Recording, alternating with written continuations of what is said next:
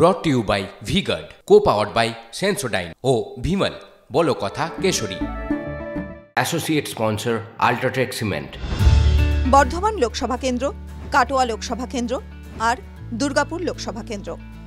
2009 সালে আসন পুনর্বিন্যাসের জেরে এই তিনটি আসন ভেঙে দুটি লোকসভা কেন্দ্র গঠিত হয়। একটি বর্ধমান পূর্ব, অন্যটি বর্ধমান দুর্গাপুর। 2009 সালে বর্ধমান পূর্ব কেন্দ্র গঠিত হওয়ার পর প্রথমবার জেতেন বাম প্রার্থী। 2014 সাল থেকে আসনটি তৃণমূলের দখলে। 21-এর নির্বাচনে বর্ধমান পূর্বের 7টি বিধানসভা আসনেই জেতে তৃণমূল। তবে জোর টক্কর দিয়েছিল বিজেপি।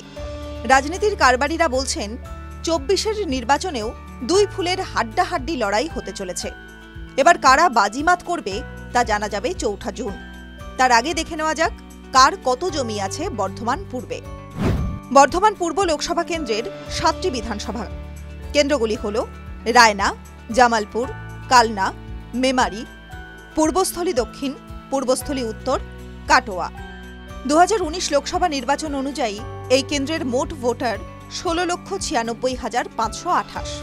2011 জনগণনা অনুযায়ী তপশিলি জাতি ভোটার 31.2%, তফসিলি উপজাতি ভোটার 8.1%, সংখ্যালঘু ভোটার 22.1%, গ্রামীণ ভোটার 85.5%, শহুরে ভোটার 14.5%। 19-এর লোকসভা ভোটে এই আসনে মূল লড়াই ছিল বিজেপি ও তৃণমূলের মধ্যে। সেই লড়াইয়ে তৃণমূল প্রার্থী সুনীল কুমার মণ্ডল বিজেপির পরেশচন্দ্র দাসকে প্রায় 90,000 ভোটে হারান। সিপিএম প্রার্থী ঈশ্বরচন্দ্র দাস তৃতীয় হয়েছিলেন। তিনি প্রায় 1,75,000 ভোট পেয়েছিলেন। 21-এর বিধানসভা নির্বাচনের আগে বিজেপিতে যোগ দিয়েছিলেন তৃণমূল সাংসদ। পরে তিনি ঘাসফুল শিবিরে ফিরে আসেন। এবার অবশ্য তাঁকে টিকিট দেয়নি রাজ্যের শাসক দল। এই কেন্দ্রে 21-এর নির্বাচনের ফল তৃণমূলের দিকে ছিল, তবে জোর টক্কর হয়েছিল বিজেপির সঙ্গে। এক নজরে লোকসভা খতিয়ান। 2019-এর নির্বাচনে রায়না বিধানসভা কেন্দ্রে সিপিএম পায় 33,510টি ভোট, বিজেপি 58,331 এবং তৃণমূল 1,13,180টি ভোট। 2021-এর নির্বাচনে রায়না বিধানসভা কেন্দ্রে সিপিএম পায় 25,332টি ভোট, বিজেপি 90,547টি ভোট এবং তৃণমূল 1,08,752টি ভোট। 2019-এর নির্বাচনে জামালপুর বিধানসভা কেন্দ্রে সিপিএম পায় 26,007টি ভোট, বিজেপি পায় 78,257টি ভোট এবং তৃণমূল পায় 81,941টি ভোট।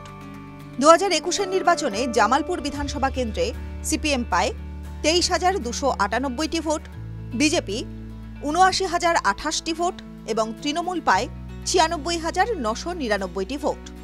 2019-এর নির্বাচন কালনা বিধানসভা কেন্দ্রে সিপিএম পায় 19,661টি ভোট, বিজেপি 82,724 এবং তৃণমূল পায় 86,357টি ভোট।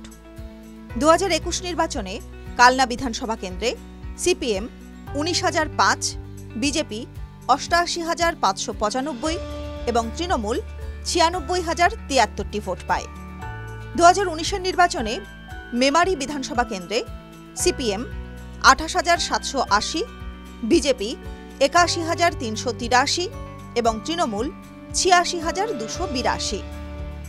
2021-এর নির্বাচনে মেমারি বিধানসভা কেন্দ্রে সিপিএম পায় 25,618টি ভোট, বিজেপি পায় 81,773টি ভোট এবং তৃণমূল পায় 1,04,851টি ভোট।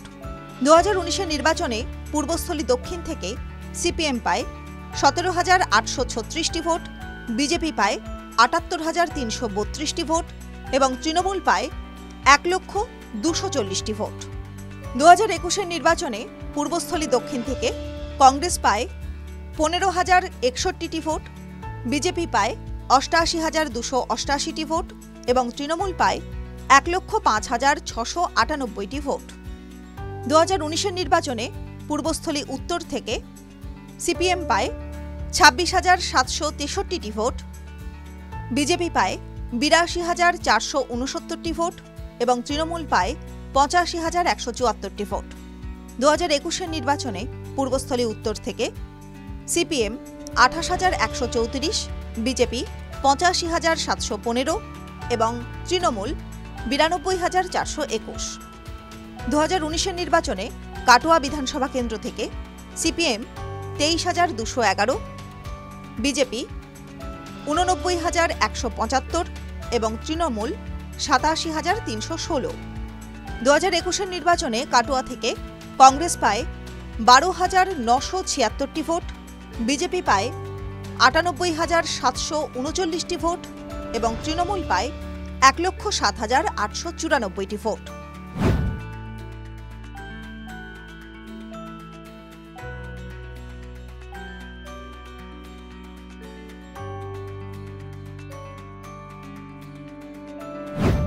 একুশে বিধানসভা কার?